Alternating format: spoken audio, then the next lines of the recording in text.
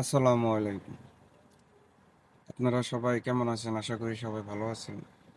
তো আপনাদের সাথে একটা কথা শেয়ার করব, সেটা হলো প্রবাসীদের।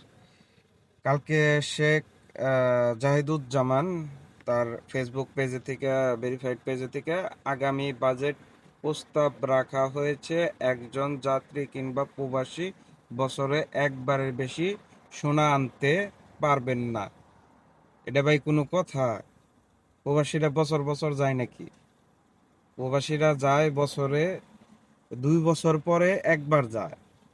আর তারা কি সোনা কি চোরাচালান করে নেওয়া যায় নাকি? যারা চোরাচালান করে তাদের অবশ্যই ধরবেন। সোনা তো আর মাগনা দেয় না, সৌদি সরকার বা বিদেশে কেউ মাগনা দেয় না। সোনা কিনে নিতে হয়, টাকা দিয়ে কিনে নিতে হয়। এদেশ থেকে কিনলে পরা কিছু কম পড়ে, আর বাংলাদেশ থেকে পড়লে কিনলে পরা একটু বেশি পড়ে। যেমনি মোবাইল ফোন এখন 3টা নেওয়া যায়। 2টা নিজে ব্যবহৃত, আরেকটা মানে যার নিগাল নিব উপবাসী সেটা। কেন ভাই এগুলা করার কি দরকার? একটা মোবাইল দুইজন, আমার 2টা ফোন, আমি 2টা ব্যবহার করি, 2টা ফোন হইতেই পারে। তাই কি এই না শুল্ক দেয় নিয়ে যাওয়ার লাগবে? শুল্ক এগুলা ঠিক আছে, এগুলার একটা শুল্ক দিতে হয় সরকারে। এই জিনিসগুলা খুব খারাপ নাকি? একটা প্রবাসী তার ফ্যামিলির জন্য, মা বাবা, ভাই বোন, তারপরে স্ত্রী আছে, আত্মীয় স্বজন, এদের জন্য 4-5টা মোবাইল নিয়ে যায়।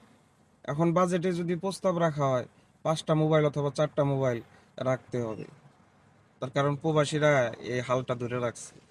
প্রবাসীর সাথে এত বাজা কোজা কেন? আর যে গ্যাঞ্জাম হইতাছে এয়ারপোর্টে, দেখতাছি তো, দাঁড়িয়ালা মুরব্বি দরবেশ বাবা, কি সুন্দর, কি অভিনয়গুলা করে, হ্যাঁ?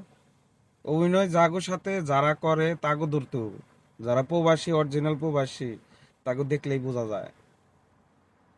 মোবাইল নেওয়া যাব না? মোবাইল তোমাকে টাকা দিয়ে কিনছি, নিজের কষ্টের ঘামের টাকা দিয়ে মোবাইল কিনছি। মোবাইল নেওয়া যাব না, এয়ারপোর্টে নেওয়া যাব না, 2টার অধিক নিলে পরাই রাইখা দিব। আহ, মগের মূল্য পাইছে উপদেষ্টারা। উপদেষ্টারা কি করতেছে? প্রবাসী গুনিকে একবার রিমিটেন্স বন্ধ করে দিলে তখন বোঝা যাবো। ব্যাংকে পাঠান বন্ধ করে দিমুনি লাগাইয়া, হ্যাঁ, যে কয়টাই পাঠাই ব্যাংক বন্ধ ডাইরেক্ট। উপদেষ্টারা দেখি কি করতে পারে। যেটা রিমিটেন্স পাঠাই, হ্যাঁ, না চায় দেউন লাগবো খালি। বোঝো না এই ব্যাপারটা?